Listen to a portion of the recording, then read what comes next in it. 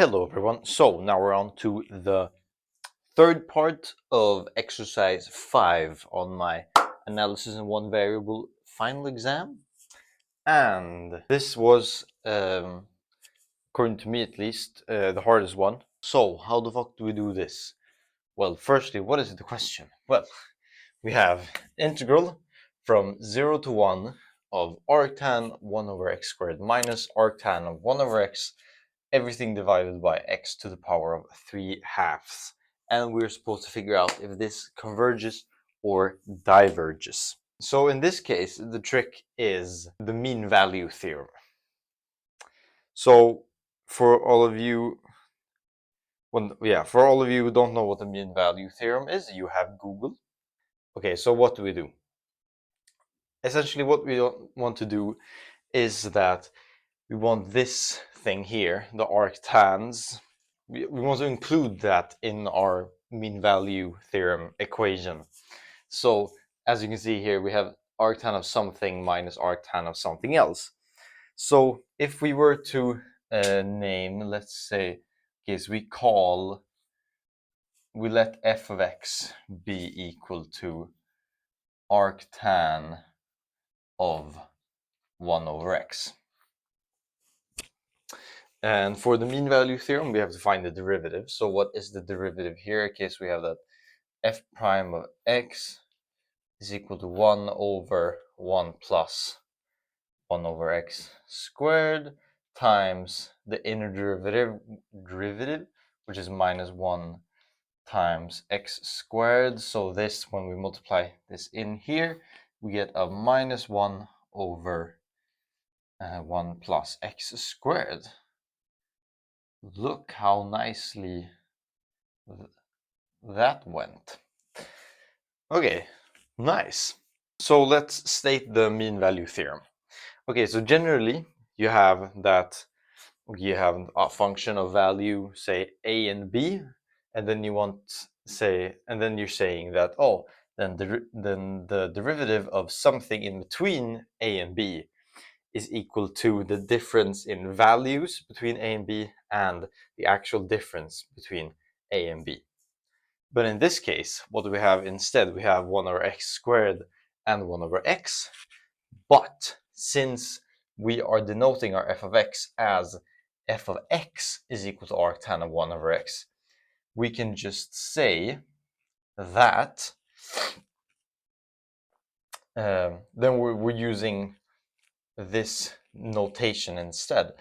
So the mean value theorem therefore becomes f prime of c, or sorry, first I need to write there exists a c in between the interval. Okay, so since we have 1 over x squared here, that is then denoted as f of x squared, right? And then this is just f of x. So we have in between x and x squared.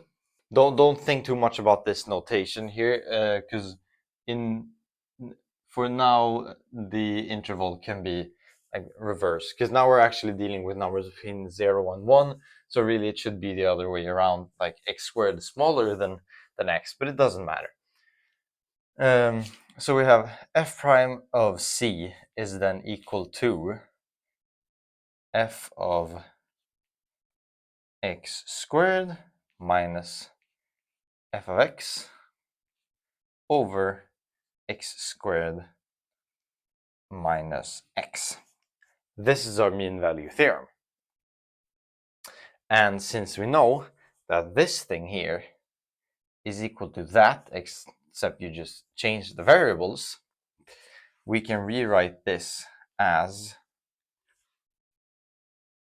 f of x squared minus f of x being equal to, so we have that times that, but exchanging it with a c, of course. So then it flips, so we have x minus x squared plus c squared.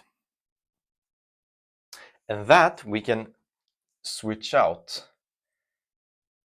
inside of that.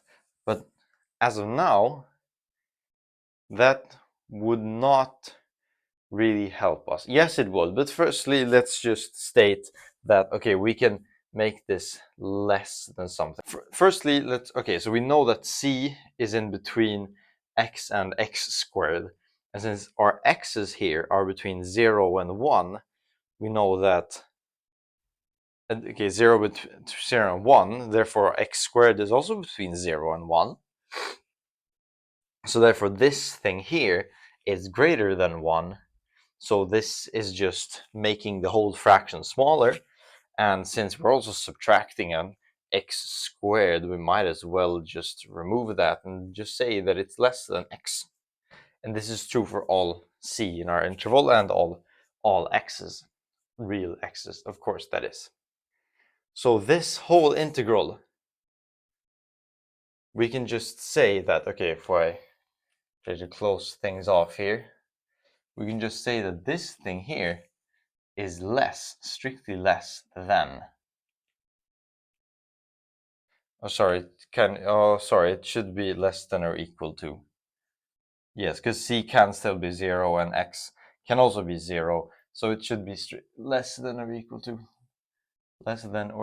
to the integral from 0 to 1 of x over x to the power of 3/2, which is equal to the integral from 0 to 1 of 1 over the square root of x, which converges.